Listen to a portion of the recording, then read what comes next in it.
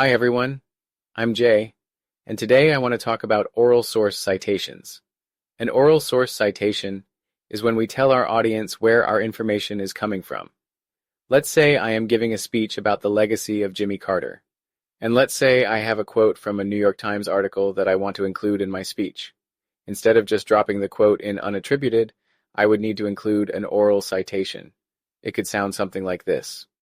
Jimmy Carter has affected more lives over a longer period of time worldwide than any other U.S. president, according to Nick Kristof, a columnist for the New York Times, in December 2024.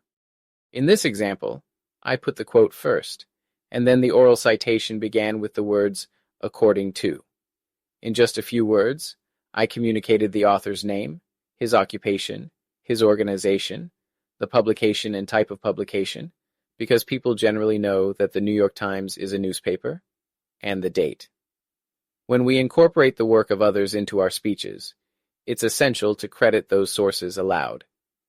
This practice not only maintains transparency, but also shows respect to those who conducted the original research. Ethically, it's our obligation to recognize their efforts and avoid misrepresenting the work as our own.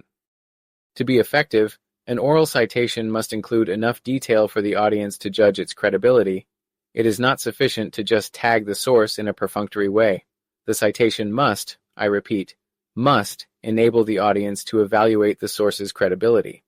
For example, it would not be sufficient to simply say, according to Kristof, because that citation doesn't tell the audience anything about who Kristof is or why his opinion is relevant. It's not even enough information for an interested audience member to track it down because I gave last name only with no additional clues.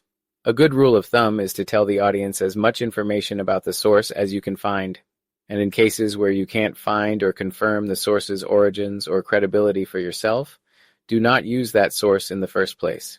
For oral citations, say the source's name.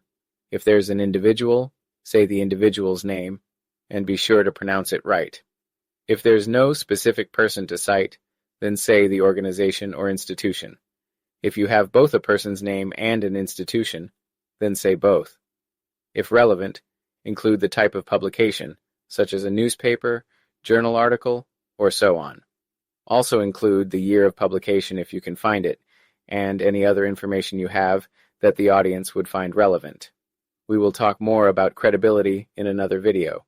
For now, just remember, an oral source citation is when you tell your audience where the information in your speech is coming from.